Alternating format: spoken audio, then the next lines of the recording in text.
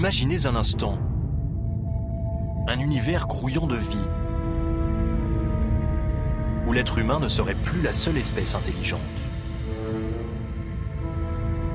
À quoi ressembleraient ces extraterrestres? Pourrions-nous communiquer avec eux? Comprendre leur forme d'intelligence? Quant à eux, quelle serait leur réaction face aux espèces terriennes violentes et dangereuses? D'un simple coup d'œil, ils jugeraient peut-être que nous ne sommes pas dignes d'intérêt. Avec ces espèces primitives, la Terre a des airs de jardin d'enfants planétaires, peuplés d'êtres hargneux et infantiles à l'échelle galactique. Dans ce scénario fantaisiste, ces êtres venus d'ailleurs pourraient aussi nous apporter leurs connaissances scientifiques, probablement inimaginables. Qui sait pourtant si une telle rencontre n'aurait pas une issue fatale? Ce serait peut-être un jour maudit pour l'humanité. Mais pas d'inquiétude. Tout cela n'est que pure fantaisie. Ça n'arrivera jamais, normalement.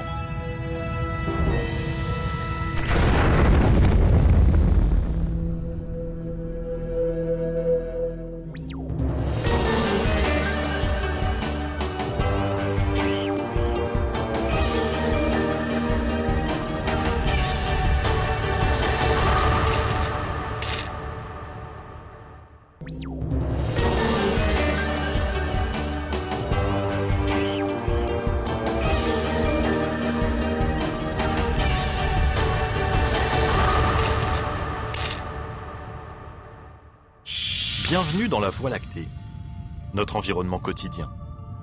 Notre Soleil est l'une des quelques centaines de milliards d'étoiles de cette galaxie. Elle-même n'est pas seule.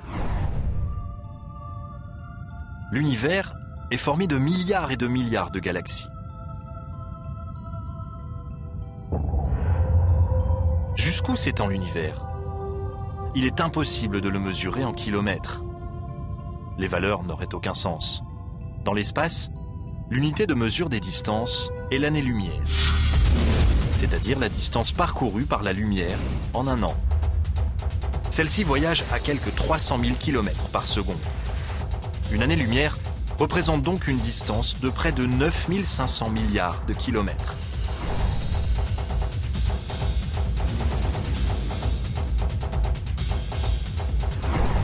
La lumière met 100 000 ans pour ne traverser que notre galaxie. Autrement dit, chaque fois que nous regardons les étoiles, nous remontons le temps. La lumière provenant d'autres galaxies met des millions d'années à nous atteindre. Et celle qui vient des confins de l'univers, des milliards d'années. Nous assistons donc à des événements qui se sont passés avant même que notre Terre existe, au balbutiement de l'univers. Avec un tel terrain de jeu intergalactique, on ne s'étonnera pas d'apprendre qu'il y a plus d'étoiles dans l'univers que de grains de sable sur toutes les plages et dans tous les déserts de la planète Terre. Les terriens ont-ils encore une chance d'être les seuls habitants de l'espace? Il serait vraiment étrange que nous soyons tout seuls. Alors sommes-nous seuls? Non. Pendant des millions d'années, nous avons cru que nous étions uniques. Mais les scientifiques ont fait des découvertes surprenantes sur la Terre, le système solaire et l'espace plus lointain. Certains d'entre eux pensent que notre premier contact avec des extraterrestres pourrait avoir lieu dans quelques années. Nous saurons que nous ne sommes plus seuls entre les années 2020 et 2025. Ce sera l'un des plus grands moments de l'histoire de l'humanité. De quoi aura-t-il l'air, il ou elle? Et pourrons-nous distinguer des mâles et des femelles? D'ailleurs, comment être sûr que nous n'avons pas déjà connu une rencontre du troisième type? Selon certains, nous avons eu dans le passé la visite d'extraterrestres. Or, s'ils prennent contact avec la Terre, il est un homme qui souhaite mettre en garde le genre humain tout entier.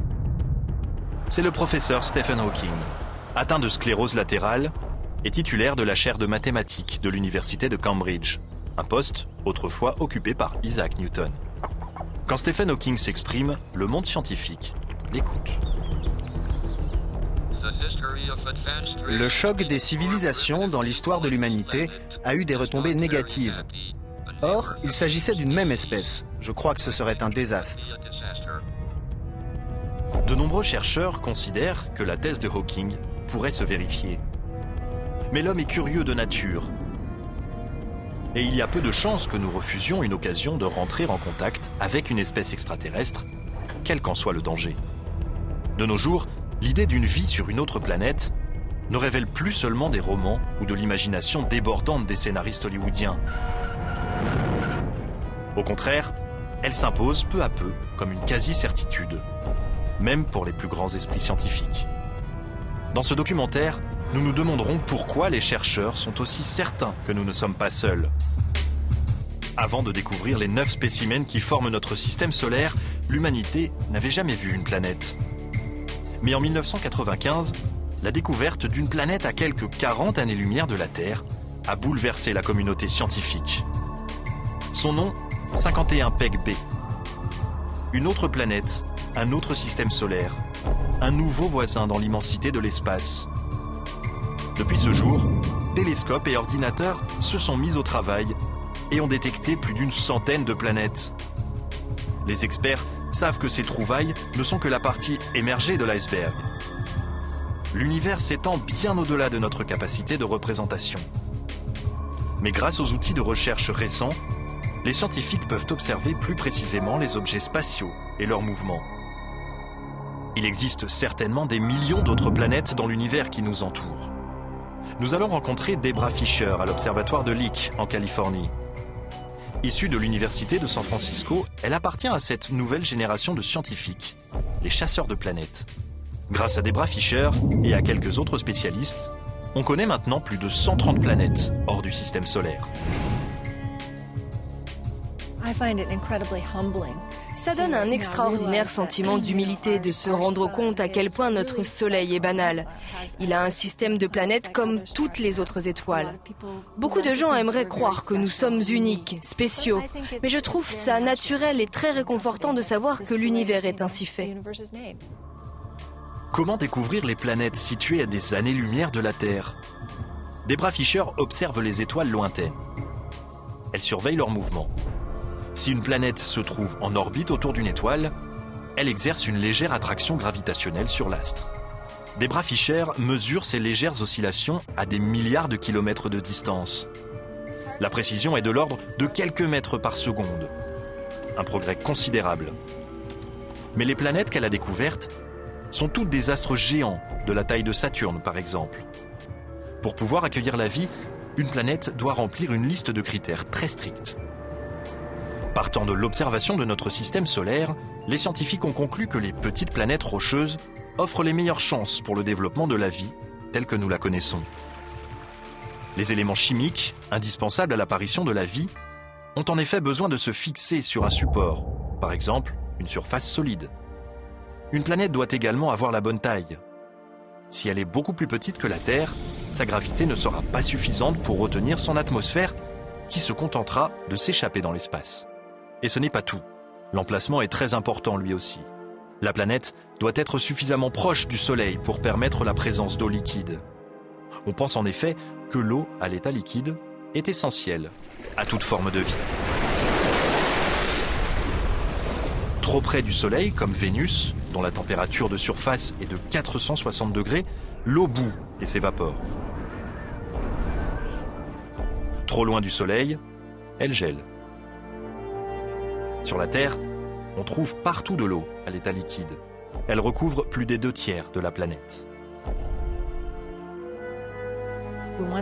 Si nous voulons trouver des planètes où la vie peut se développer, nous devons les chercher à une certaine distance de leur étoile, où il ne fait pas trop chaud pour que l'eau ne s'évapore pas, mais pas trop froid non plus pour qu'elle ne soit pas à l'état de glace. On cherche cette zone idéale où l'eau existe sous forme liquide. En juin 2004, des chercheurs européens ont découvert la plus petite planète jamais observée en dehors du système solaire. Elle fait seulement 14 fois la taille de la Terre et pourrait représenter une surface rocheuse. C'est une sorte de super-Terre. Cette surface rocheuse rend possible la présence d'eau à l'état liquide. Selon les scientifiques, une planète rocheuse ne peut pas être plus volumineuse. Elle ne résisterait pas et disparaîtrait. Celle-ci est à 50 années-lumière de nous dans la constellation méridionale d'Altar. C'est l'une des 3 planètes en orbite autour d'une étoile qui ressemble beaucoup à notre Soleil. Mais pour découvrir des planètes plus petites de la taille de la Terre, la technologie doit progresser. Une évolution est déjà en cours. Le télescope spatial Kepler a été placé en orbite en 2009. Cette mission étudie plusieurs milliers d'étoiles proches. Lorsqu'une planète passe entre une étoile et un télescope, il est possible de déterminer la taille de la planète en mesurant la quantité de lumière qu'elle masque. Avec optimisme, les scientifiques estiment qu'ils découvriront au moins 50 planètes de la taille de la Terre grâce à ce télescope. Depuis plus de 20 ans, un groupe de scientifiques guette les signes d'une vie extraterrestre. L'Institut SETI en Californie est le berceau de cette recherche. Cet institut pour la recherche d'intelligence extraterrestre rassemble les pointures de la profession qui se sont lancées dans une mission de longue haleine, complexe et sophistiquée. Seth Shostak, astronome en chef de l'Institut, a consacré presque toute sa vie professionnelle à la quête d'une intelligence extraterrestre. Mon intérêt personnel pour cette recherche remonte, je crois, à mon enfance. Je me souviens, quand j'avais 10 ans, j'achetais des livres sur les soucoupes volantes.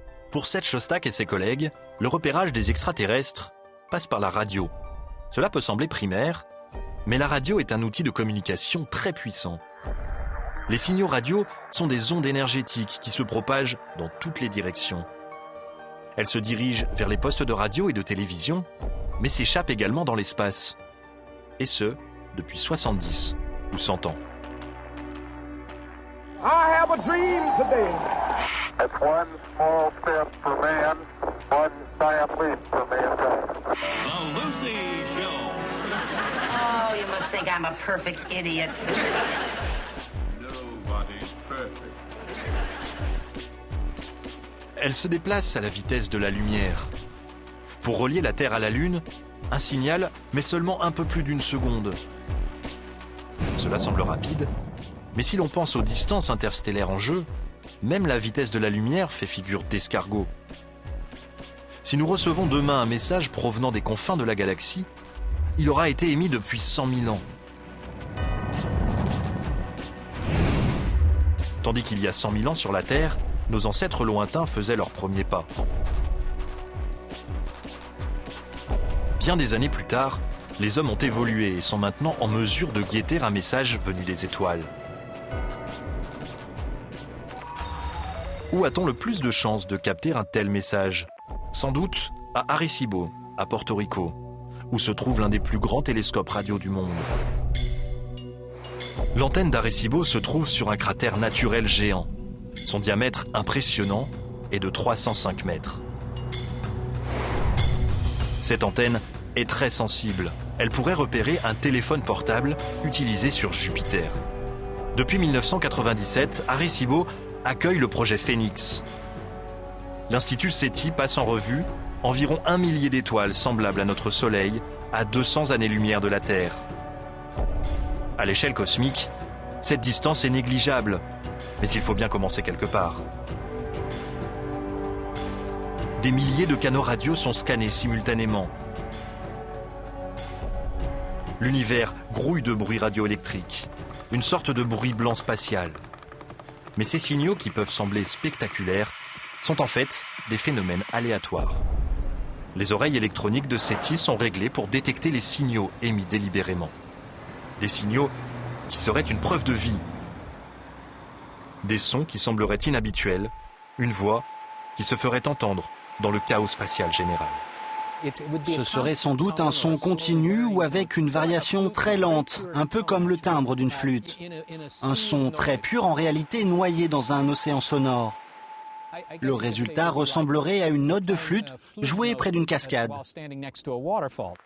Les signaux qui apparaissent naturellement se répartissent sur une large partie du spectre. Mais une transmission artificielle, comme une image de télévision ou une émission de radio, se restreint à une faible fraction de fréquence. On parle de signal à bande étroite.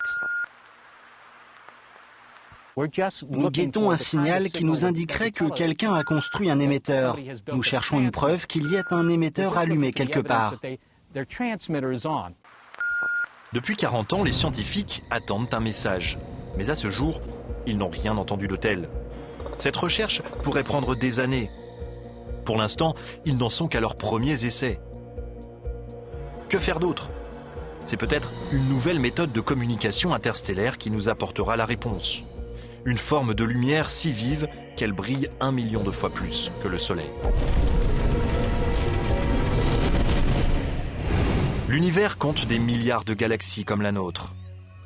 On découvre sans cesse de nouvelles planètes et de nouveaux systèmes solaires. Les scientifiques continuent donc à attendre patiemment un message intergalactique. Mais si extraterrestre il y a, il semble qu'ils aient décidé de garder le silence radio. Ils pourraient alors essayer d'établir le contact d'une autre façon. Nous allons rencontrer Dan Wertheimer à l'observatoire de Leuschner, à Berkeley, en Californie. Cet homme est à la recherche d'extraterrestres depuis 25 ans. La Voie lactée compte 200 milliards d'étoiles. Il y a des milliards de galaxies. Il serait vraiment étrange que nous soyons tout seuls. Dan Wertheimer, lui, n'est pas à l'écoute. Il observe le ciel en quête d'un signe. Il dirige le programme de recherche SETI de Berkeley, axé sur les signaux lumineux. Ah, il y en a un autre là. Il se passe plein de choses bizarres. Son équipe scrute le ciel à la recherche d'un éclair lumineux très vif qui pourrait ne durer qu'un milliardième de seconde. Les lasers les plus puissants sur notre planète peuvent produire une lumière 1 million de fois plus vive que celle du Soleil. Selon Dan Wertheimer, les extraterrestres pourraient utiliser un laser pour essayer d'attirer notre attention. Il pense qu'ils pourraient tenter de nous envoyer un signal comparable à un code Morse, de courtes impulsions lumineuses. L'avantage des signaux visuels, c'est qu'ils sont dirigés précisément et qu'ils peuvent contenir des masses d'informations. Ils pourraient nous envoyer l'ensemble de leurs connaissances, ils pourraient même nous dire comment atteindre l'Internet galactique et communiquer avec d'autres civilisations dans la galaxie. Mais comment les scientifiques pourront-ils différencier le rayonnement des étoiles d'éventuels signaux lumineux ? Un rayon laser qui émet pendant seulement 1 milliardième de seconde enverrait au télescope une lumière bien plus vive que celle d'une étoile. La différence serait de l'ordre de 10 photons, soit 10 particules lumineuses. C'est très rare venant d'une étoile, même très brillante, de détecter au télescope autant de photons en 1 milliardième de seconde. L'équipe s'attarde sur chaque étoile pendant 1 minute. En l'absence d'éclairs lumineux, elle passe à l'étoile suivante. 10 000 astres ont ainsi été étudiés. Et jusqu'à présent, Dan Wertheimer n'a pas détecté la lumière qu'il recherche. La technologie évolue très vite. Les télescopes s'améliorent tout comme les détecteurs. Nous pouvons observer de plus en plus d'étoiles. Au bout du compte, nous verrons des centaines de millions d'étoiles et nous pourrons sonder l'ensemble du plan galactique. Mais pour l'instant, les terriens en sont à leurs premières expérimentations et ils commencent seulement à apprendre comment communiquer avec les extraterrestres. Dans les années 60, le scientifique britannique et prix Nobel Anthony Hewish pensait avoir détecté un signal extraterrestre. À partir de ces récepteurs radio aux allures de corde à linge, cet homme et son équipe ont capté une succession régulière d'impulsions espacées d'1 seconde environ. Ce signal paraissait absolument extraordinaire, parce que c'était une série d'impulsions très courtes. Comme si nous avions affaire à une étoile qui émettait des éclairs lumineux. Or, les corps astronomiques ne font pas cela. Quand on capte des signaux artificiels venus de l'espace, l'une des possibilités à étudier, c'est bien sûr qu'il s'agisse d'une intelligence venue d'ailleurs. Pour rire, nous les avons appelés signaux PHV, pour petits hommes verts. Personne n'y croyait vraiment, je pense, mais nous avons tout de même envisagé cette possibilité. On a vite oublié les petits hommes verts. Anthony Hewish s'est rapidement aperçu que sa découverte provenait d'une source naturelle. C'était la signature d'une étoile morte, ou étoile à neutrons. Ces astres morts tournent sur eux-mêmes à toute vitesse, envoyant des impulsions comme la lumière d'un phare. Si les formes de vie extraterrestres n'ont pas envoyé de message aux terriens, peut-être les scientifiques devraient-ils tenter eux-mêmes d'établir le contact. C'est ce qu'a fait la NASA il y a 40 ans. Elle a envoyé une sorte de lettre à toutes les étoiles de la part de la planète Terre. L'agence spatiale a lancé en 1972 Pioneer 10. Après s'être rendue sur Jupiter, la sonde a poursuivi sa route dans les profondeurs de l'espace. En 2004, elle était à près de 13 milliards de kilomètres de notre planète et en direction de l'étoile rouge d'Aldébaran dans la constellation du Taureau. Le vaisseau spatial devra mettre encore 2 millions d'années à atteindre sa destination. S'il rencontre des êtres vivants sur une planète avoisinante, ceux-ci trouveront une plaque sur le flanc du vaisseau, une sorte de carte postale envoyée par la Terre. Elle indique la position de notre planète et montre à quoi ressemblent les terriens. On y trouve aussi le symbole de l'hydrogène, l'élément le plus courant dans l'univers. Mais une autre navette se trouve encore plus loin. Voyager 1 est désormais l'objet conçu par l'homme le plus éloigné dans le système solaire. Il est à quelques 14,5 milliards de kilomètres de la Terre et s'apprête à quitter le système solaire pour s'aventurer au milieu des étoiles de la Voie lactée, peut-être à tout jamais. Pour le cas où Voyager croiserait la route d'un extraterrestre, il emporte également un message. Un disque phonographique plaqué or, fixé sur le côté de la sonde et qui contient des images, des sons naturels et de la musique en provenance de la Terre. Des pictogrammes expliquent comment utiliser le disque et indiquent d'où il vient. Si nous devons attendre que les extraterrestres trouvent l'une de nos sondes spatiales et répondent à nos messages, cela pourrait toutefois prendre des millions d'années. Pourquoi les scientifiques sont-ils aussi certains qu'il existe d'autres êtres intelligents dans notre galaxie ? C'est une question de chiffres à grande échelle. On estime qu'il existe au moins 70 000 millions d'étoiles dans l'univers. La grande question étant, parmi elles, combien pourrait abriter une vie développée ?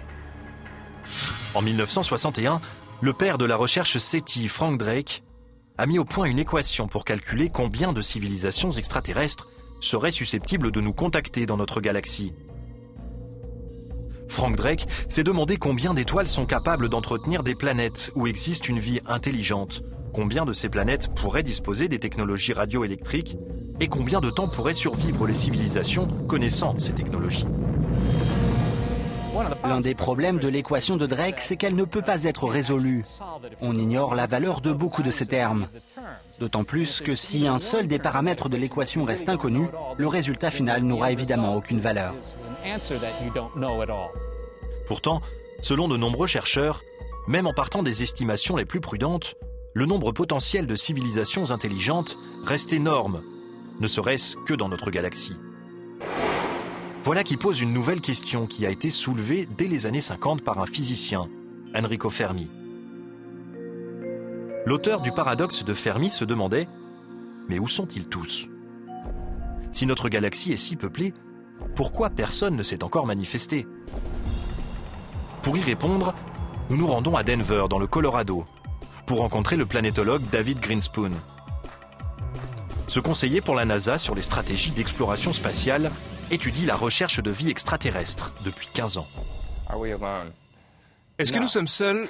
Non, pas du tout. Je suis sûr qu'il existe d'autres espèces, d'autres formes de vie, et je dirais même d'autres civilisations dans l'espace. Je n'en ai pas la preuve directe, mais j'ai beaucoup de preuves indirectes qui se fondent sur ma compréhension générale de notre apparition sur Terre et de ce qui se passe dans le reste de l'univers. Grinspoon a élaboré ce qu'il appelle l'hypothèse du semis. Selon lui, l'univers est comme une forêt remplie d'arbres adultes et de créatures exotiques. Les terriens ne sont que de petites graines qui pourraient un jour devenir intéressantes. Mais pour l'instant, on les remarque à peine. C'est une leçon d'humilité. Nous ne sommes pas assez importants pour que des extraterrestres se penchent sur notre cas. Nous ne les intéressons peut-être pas dans cet univers qui compte une grande variété de créatures et de civilisations. Nous sommes apparus relativement récemment. Nous n'avons pas forcément accompli grand-chose qui permettrait de nous distinguer aux yeux des habitants d'ailleurs. Peut-être y a-t-il une autre réponse au paradoxe de Fermi. Tout simplement, l'immensité de l'espace. Même pour un extraterrestre très intelligent, les lois de la physique demeurent un obstacle de taille au déplacement interstellaire. Il y a un siècle, Einstein calculait qu'il était impossible de se déplacer plus vite que la vitesse de la lumière. Pour franchir cette limite, il faudrait une quantité d'énergie infinie. Même si un vaisseau extraterrestre pouvait s'approcher de la vitesse de la lumière, les chercheurs estiment que pour chaque kilogramme que pèserait le vaisseau, il faudrait 1 milliard de litres de carburant. Mais faute d'avancer au moins à la vitesse de la lumière, un voyage dans la galaxie prendrait des millions d'années.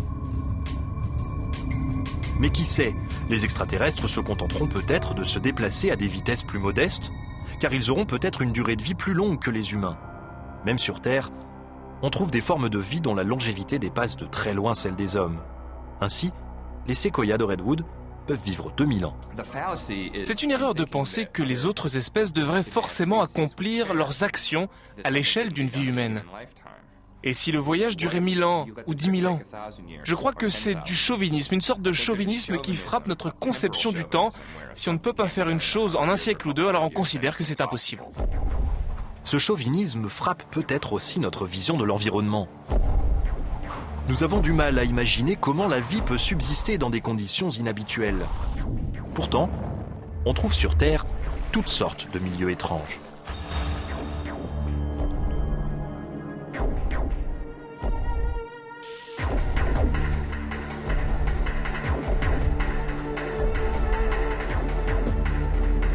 Selon les chercheurs, une forme de vie avancée pourrait exister ailleurs dans l'univers. Mais nous n'en avons aucune preuve à ce jour. Cependant, les scientifiques font sans cesse des trouvailles étonnantes sur la Terre elle-même. Ils découvrent des formes de vie microscopiques dans les endroits les plus inhospitaliers de la planète. Si la vie peut s'épanouir ici dans les conditions les plus extrêmes, on comprend mieux qu'elle puisse se développer ailleurs dans notre galaxie. Pourtant, si nous trouvons la preuve d'une vie microbienne beaucoup moins évoluée que la nôtre, en quoi cela nous intéresse-t-il ? Les microbes ne peuvent pas nous dévoiler les secrets de l'univers puisqu'ils ne parlent pas. Le planétologue David Grinspoon pense cependant qu'une telle découverte pourrait avoir un impact de première importance. Si nous découvrons une présence vivante n'importe où dans notre propre système solaire, nous saurons alors que l'univers est très fertile et qu'il est normal pour une planète d'abriter la vie. Par conséquent, il y aura des quantités d'espèces intelligentes dans l'espace dont certaines voudront communiquer avec nous. Voici Penny Boston, astrobiologiste. Elle passe ses journées dans les endroits les plus hostiles et les plus sombres de la planète. Ce qu'elle y cherche, des extrémophiles, c'est-à-dire des microbes capables de proliférer dans des milieux où la plupart des autres organismes n'y survivraient pas. À partir de ces milieux extrêmes sur Terre, nous essayons en fait d'écrire un guide pratique des micro-organismes pour des planètes où nous ne sommes jamais allés, pour des organismes dont nous ignorons encore l'existence. Les grottes de Carlsbad, au Nouveau-Mexique, comptent parmi les plus profondes du continent américain. Qu'est-ce qui pourrait survivre ici sans la lumière du soleil? Tout est sombre, et pourtant nous ne sommes pas seuls. Penny Boston a découvert des microbes qui se nourrissent en même temps qu'ils grignotent la roche pour avancer. Des organismes lithotrophes, littéralement mangeurs de pierre. Ces organismes réussissent à libérer un peu de la matière contenue dans la roche. Ils provoquent une réaction chimique avec la pierre et au cours de cette réaction, une énergie se dégage qui assure leur survie. Ils utilisent cette énergie de la même manière que nous mangeons et buvons à table. Donc, ils ont la capacité de survivre dans un environnement sans nourriture. Et c'est cela qui nous intéresse, tout particulièrement. D'ailleurs, ces microbes extrémophiles ne se contentent pas de prospérer dans les systèmes souterrains. Voici le lac Mono, en Californie. Sous ses airs enchanteurs, il renferme une teneur en sel 3 fois plus élevée que celle de l'eau de mer. Un poison pour l'homme, mais une aubaine pour la vie microbienne qui y prospère. Les extrémophiles supportent aussi très bien les grands froids. Nous sommes en Alaska. Le Fox Tunnel est un environnement extrêmement froid. Pourtant, contre toute attente, on trouve ici des micro-organismes emprisonnés dans le permafrost qui peut rester gelé pendant des millions d'années. Ils sont toujours vivants. En les réchauffant, les chercheurs espèrent ranimer ces organismes endormis.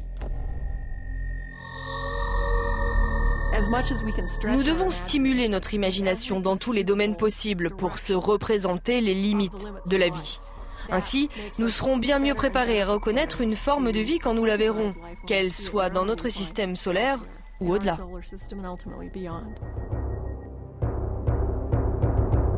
Il n'y a plus qu'à lancer une expédition sur le terrain à la recherche d'une vie microbienne. Voici Titan, le satellite le plus volumineux de Saturne. Dans le système solaire, c'est le seul à présenter une atmosphère. Titan est entouré d'un halo orangé et pourrait renfermer des lacs et des océans riches en carbone. Il abrite donc peut-être la vie.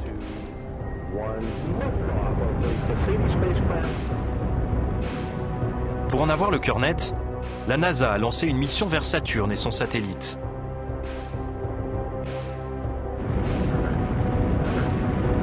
La navette spatiale Cassini a quitté la Terre en 1997 et atteint Titan en janvier 2005. Une sonde a traversé l'atmosphère à 6,5 km/s, rencontrant un brouillard fait d'azote, de méthane et d'autres composants chimiques à base de carbone. Titan représente seulement la moitié de la Terre en taille, mais son atmosphère est 4 fois plus dense. Quant à sa température, elle est plutôt fraîche, moins 143 degrés. Après un atterrissage réussi, la sonde a pu renvoyer les informations par radio. Elles ont parcouru plus d'1 milliard de kilomètres pour parvenir à la Terre. Selon les chercheurs, Titan présente de nombreux éléments chimiques organiques qui étaient courants lorsque la vie est apparue sur Terre. Peut-être y trouve-t-on aussi des microbes. Mais il existe un milieu encore plus hostile pour le développement de la vie. Europa, l'un des satellites de Jupiter. À première vue, c'est un paysage de mort gelée. Sa surface est entièrement recouverte d'une couche de glace. Mais à y regarder de plus près, on fait une découverte étonnante. Des photos, prises par la sonde Galileo, révèlent une sorte de quadrillage à la surface de cet univers de glace. Dans le système solaire, on ne retrouve cette caractéristique qu'en un seul endroit, sur Terre, dans les mers gelées de l'Arctique, là où la glace flotte sur l'eau constamment en mouvement. Ceci a conduit les scientifiques à penser qu'il pourrait y avoir un immense océan liquide sous la surface gelée d'Europa. Dans ce cas, pourquoi cet océan n'est-il pas complètement gelé ? Son état liquide est peut-être dû aux forces colossales qui règnent sur le satellite. Europa subit les forces gravitationnelles de Jupiter et des autres satellites de la planète. Ces forces, comparables aux marées, réchauffent le noyau d'Europa suffisamment pour que l'océan qui l'enveloppe reste à l'état liquide.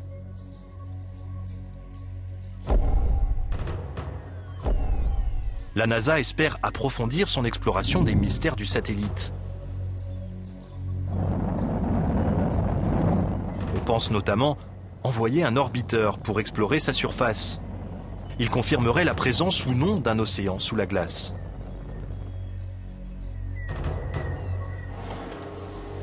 L'orbiteur pourrait localiser un endroit où la couche de glace serait relativement mince et envoyer une sonde robotisée à travers la glace à la recherche de traces de vie sous l'eau.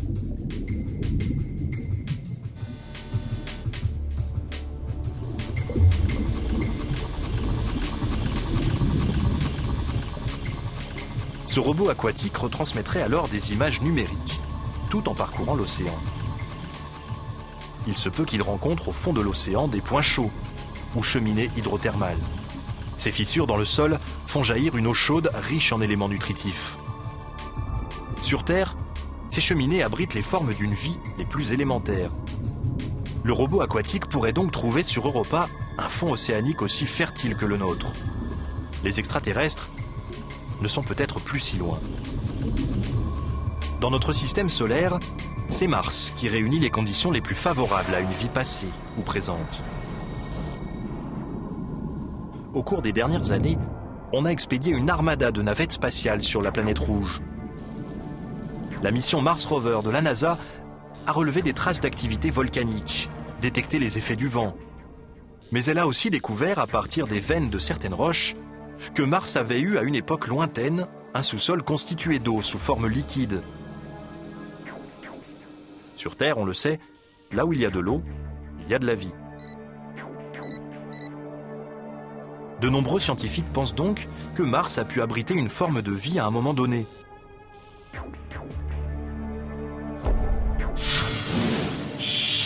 Au fil des preuves collectées sur notre planète et dans tout le système solaire,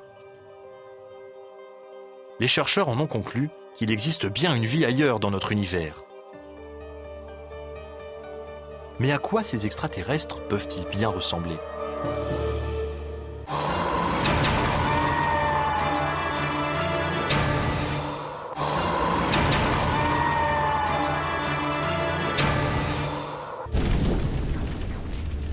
L'eau a bien existé sur d'autres planètes du système solaire. Des signes de vie évidents ont été décelés. Des signes d'une autre forme de vie non présente sur la Terre. Alors à quoi ces formes de vie pourraient bien ressembler ? Pour montrer des êtres venus de l'espace, on s'est longtemps contenté à Hollywood de créer des costumes pour des acteurs. Mais les effets spéciaux sont de plus en plus sophistiqués et les concepteurs ne se limitent plus à l'apparence humaine. Ils peuvent donner libre cours à leur imagination. À Modesto, en Californie, Joel Hagen est l'un de ses créateurs. Il travaille pour la NASA en tant que spécialiste de l'image. C'est un peu facile de penser que l'apparence humaine, c'est-à-dire la nôtre, est la forme idéale pour être intelligent. Je crois que ça fait partie de la vision généralement anthropocentrique que nous avons des choses. Dès que nous essayons d'imaginer à quoi pourrait ressembler une créature intelligente, en général, le résultat ressemble un peu à nous-mêmes, avec des mains, des yeux, des oreilles, une tête, la faculté de marcher. Pour celui-là, on partait de l'idée d'une planète à faible gravité. Je lui ai donné de longues jambes, maigres comme des allumettes. J'envisageais un environnement de type jungle. C'est pourquoi il a cet appendice bizarre qui fait penser à des ciseaux. Ça lui permet de s'accroupir complètement, de lutter contre le vent, d'agiter ses ciseaux très haut pour attraper les objets qui l'entourent. Retour sur la Terre. Beaucoup estiment qu'il est inutile de partir à la découverte d'autres planètes pour chercher les traces d'une intelligence extraterrestre. Un sondage a montré que plus de 50% des Américains pensent que notre planète a déjà été visitée par des êtres venus d'ailleurs. Est-il possible qu'ils aient raison ? À Wiltshire, au sud de l'Angleterre, on a constaté un été d'étranges phénomènes dans les champs de blé. Le phénomène des crop circles, ou cercles dans les cultures, était né. On a pensé que ces motifs sophistiqués servaient de piste d'atterrissage à des vaisseaux venus de l'espace. Certains ont suggéré qu'il pourrait s'agir de messages laissés par des extraterrestres ou des restes de systèmes de navigation qu'ils auraient utilisés. D'autres encore ont imaginé qu'ils étaient peut-être le fruit de vents particulièrement violents. Pour donner une certaine crédibilité à cette idée, on l'a appelée la théorie du vortex de plasma. Selon John Lundberg, l'explication est tout autre. Pour lui, ces cercles concentriques sont un canular. Comment le sait-il ? Parce qu'il est lui-même l'un des champions dans ce domaine. On lui doit à lui et à son équipe certains des motifs les plus élaborés. Nous voulions réaliser des cercles d'une taille et d'une complexité telle que les gens auraient du mal à croire qu'ils étaient l'œuvre de l'homme. Allez, pour nous prouver une bonne fois pour toutes qu'il est l'auteur de ces drôles de formes, John Lundberg a bien voulu réaliser l'un de ces cercles sous nos yeux. Il faut compter environ 90 minutes. On commence par délimiter la circonférence du cercle. John utilise un ruban de 90 mètres pour circonscrire le motif qu'il a créé auparavant sur ordinateur. L'arme secrète du faiseur de cercle ? Un écraseur, c'est-à-dire une planche de bois d'1,20 m utilisée pour aplatir les cultures. Pas de petit homme vert à l'horizon. John Lundberg a beau opérer au grand jour et dévoiler les secrets de ces fameux crop circles, on trouve encore quelques personnes persuadées que ces motifs sont d'origine extraterrestre. Nous avons créé ce motif en plein jour. Les chercheurs diraient sans doute que les conditions de l'essai ne sont pas convaincantes parce que la lumière du jour rend beaucoup plus facile la réalisation du cercle. Ils estiment que ce n'est pas un cercle authentique. Les cercles dans les champs de blé ne sont pas les seuls signes à faire l'objet de folles spéculations. Ici, dans le désert péruvien, à 400 km au sud de Lima, on trouve une plaine de plus de 500 km². Elle présente une série de droites parfaitement rectilignes. Un motif géométrique géant, si bien qu'on ne peut réellement l'apprécier que depuis le ciel. La plus longue de ces lignes traverse la plaine sur près de 15 km. Tout autour, on trouve de curieux symboles et des représentations d'animaux. Selon les archéologues, ces motifs remontent au IIe siècle avant Jésus-Christ. Ils sont très difficiles à visualiser depuis le sol. Il a fallu attendre les années 30 pour qu'un vol d'avion, entrepris pour chercher de l'eau, permette de les découvrir par hasard. Comment sont-ils arrivés là ? Quelle est leur fonction ? L'écrivain suisse Erich von Däniken a fait fortune en suggérant qu'il s'agissait d'une piste d'atterrissage géante pour navettes spatiales. Cette théorie présente une faille. Le sol du désert est constitué de terre friable et de pierrailles, donc peu adapté à l'atterrissage d'un vaisseau lourd ou d'une soucoupe volante. Si nous ne sommes pas en présence d'un aérodrome privé pour visiteurs de l'espace, quelle est l'explication ? La plupart des chercheurs estiment qu'il s'agissait sans doute d'un lieu de culte à grande échelle. Les lignes droites étaient des chemins reliant une série de sites sacrés. Quant au motif, il n'était pas destiné à l'œil humain, mais bien aux divinités. Pour ceux qui croiraient encore que les visiteurs de l'espace sont déjà venus nous voir, voici une dernière preuve. Le cas des objets volants non identifiés, ou OVNI. Le premier OVNI a été repéré en 1947 à proximité du mont Rainer, dans l'État de Washington. On l'a décrit comme une soucoupe passant sur l'eau. L'expression soucoupe volante était née. You and your women can give us life, and what we want, we take. Le mythe s'est nourri d'une série de films de science-fiction. Une croyance s'est installée. Des extraterrestres nous auraient rendu visite en soucoupe volante. En 1996 encore, selon un sondage réalisé aux États-Unis, près des 3/4 de la population croyait que le gouvernement dissimulait des informations sur les ovnis. Cela s'explique sans doute par l'épisode du pseudo-crash d'ovnis à Roswell, au Nouveau-Mexique, en 1947. Il fait depuis partie du folklore américain. Pour beaucoup de gens, c'est l'ultime théorie du complot. Une navette spatiale s'écrase dans le désert et les corps d'extraterrestres sont évacués du site pour y être autopsiés. L'affaire est étouffée par le gouvernement et tenue top secret.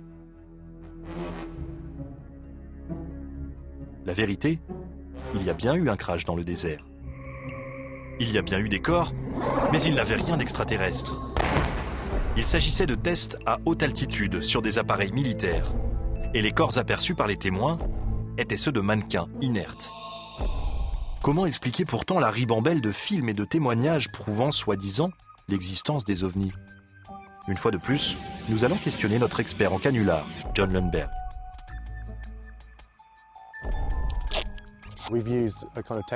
Voici une technique qui a certainement été déjà utilisée par le passé pour réaliser de faux ovnis. Il s'agit simplement de construire une maquette à l'échelle réduite et de la suspendre à un crochet par du fil de pêche pour qu'elle ait l'air de flotter dans le ciel, au milieu des nuages, au-dessus de ce paysage. Honnêtement, c'est très facile. On le fait sans difficulté. En quelques clics, Lundberg réalise une photo d'OVNI impeccable. Certains pourtant ne voudront jamais admettre que ce genre d'image est l'œuvre de petits farceurs. Si vous vous dévoilez, si vous expliquez que vous avez voulu faire une farce, le grand public vous considère tout de suite comme un hérétique qui attaque un système de valeurs. Et tout le monde redoublera d'efforts pour démonter votre canular et vous décrédibiliser. Il n'existe donc aucune preuve sérieuse d'une visite d'extraterrestres sur notre planète. Mais la communauté scientifique pense qu'il y a peut-être eu un contact de cet ordre en une occasion.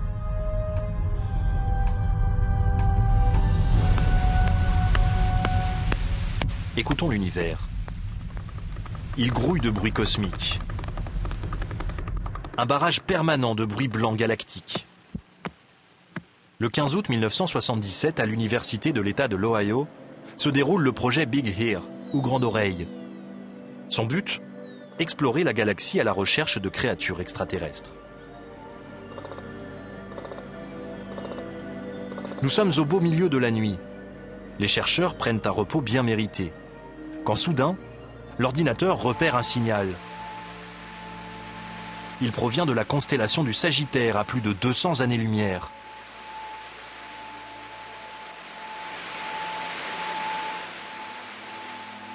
Pour produire ce son, il a fallu avoir recours à une technologie. C'est peut-être l'indice d'une vie intelligente. Il dure 72 secondes avant de s'éteindre. Le graphique imprimé par l'ordinateur paraît extraordinaire au premier scientifique qui en prend connaissance. Il écrit ce simple mot, « Wow ». Mais le signal « Wow », le nom lui est resté, ne s'est jamais répété. Les chercheurs ont récemment pointé en direction du signal WOW les antennes du Very Large Array dans le Nouveau-Mexique, un complexe de radioastronomie. Mais rien n'est venu rompre le silence. Cet événement demeure l'un des moments d'astronomie les plus excitants et les plus mystérieux. Un jour, dans quelques milliers d'années, on pourrait se rendre compte qu'il a marqué le début d'un nouveau chapitre de l'histoire de l'humanité. Mais peut-être sera-t-il simplement enregistré comme une nouvelle erreur due à l'informatique. Pour l'instant, il reste un mystère, riche en possibilités fascinantes. Il demeure tout à fait possible qu'on ait détecté, avec le signal WOW, une forme d'intelligence extraterrestre. Pour moi, le scénario imaginaire idéal, c'est qu'il s'agit d'une bribe de conversation entre deux extraterrestres qui ne nous étaient pas destinés. Mais comme nous étions au bon endroit, au bon moment, nous l'avons entendu par erreur. Le signal WOW ne s'est jamais reproduit. On peut toutefois imaginer que des extraterrestres continuent à émettre des signaux. Nous ne les cherchons peut-être pas au bon endroit. Pour espérer sérieusement rencontrer une intelligence extraterrestre, les scientifiques doivent maintenant passer en revue non pas des milliers d'étoiles, mais bien des millions. Comment opérer à cette échelle ? Au nord de la Californie, on trouve la nouvelle base permanente de l'Institut galactique SWIP du SETI. Dans cette série de radiotélescopes, seules quelques antennes sont aujourd'hui en service, mais elles seront bientôt 350 à couvrir le site. Toutes sont capables de fonctionner 24 heures sur 24, 365 jours par an, pour scruter les étoiles à la recherche de signes d'une vie intelligente. Les recherches du SETI ont commencé il y a plus de 20 ans. Depuis, des milliers d'étoiles ont été passées en revue. Grâce à ces nouveaux appareils, l'Institut SETI sera capable d'explorer des millions d'étoiles au cours des 2 décennies à venir. Avec de telles possibilités, l'astronome en chef de l'Institut, Seth Shostak, est pour la première fois suffisamment confiant pour se prononcer sur ce programme. Au vu des possibilités de ce télescope et du nombre de systèmes solaires qu'il va explorer dans les 20 années à venir, je crois que nous devrions entendre des extraterrestres d'ici à 2025. Tout devrait s'accélérer dans les 5 dernières années. Nous saurons que nous ne sommes plus seuls entre 2020 et 2025. Le jour où nous ferons cette découverte, qu'est-ce qui changera pour nous ? Je crois que cela sera l'un des plus grands événements de tous les temps, sinon le plus grand. Les terriens du XXe siècle qui s'intéresseront à l'histoire du XXIe siècle ne retiendront ni les guerres, ni les avancées technologiques, ni les querelles politiques. Ils verront en revanche que c'est le siècle où l'on a fait exploser ce mur qui isolait notre planète et découvert qu'il y avait d'autres êtres dans l'espace.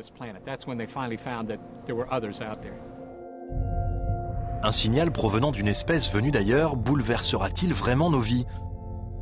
Si, comme le pensent la plupart des scientifiques, aucun extraterrestre ne se rend jamais sur la Terre, les experts en seront peut-être pour leurs frais. Ce serait frustrant d'une certaine façon d'apprendre qu'ils existent, mais qu'il ne pourra y avoir aucune communication à double sens parce qu'ils sont trop loin. Mais je crois que dans ce cas de figure, l'impact serait considérable parce qu'on saurait à partir de ce moment-là qu'il y a quelqu'un dans l'espace. Certains chercheurs pensent toutefois qu'il faut se méfier d'un éventuel contact avec des extraterrestres. Écoutons le professeur Stephen Hawking de l'université de Cambridge, l'un des plus brillants astronomes au monde.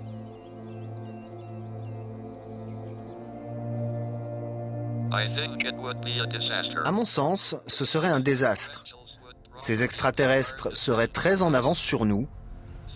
Le choc des civilisations dans l'histoire de l'humanité a eu des retombées négatives. Or, il s'agissait d'une même espèce. Mieux vaut rester modeste. Il est peut-être déjà trop tard. Depuis un siècle environ, les scientifiques émettent des signaux radio qui s'échappent de la planète à la vitesse de la lumière. S'il y a bien une vie intelligente quelque part, un jour, quelqu'un ou quelque chose saura que nous existons. Les civilisations avancées auront peut-être évolué au point d'avoir dépassé les concepts de conquête et de guerre. Espérons simplement que nos visiteurs de l'espace, s'ils viennent un jour, auront des intentions pacifiques.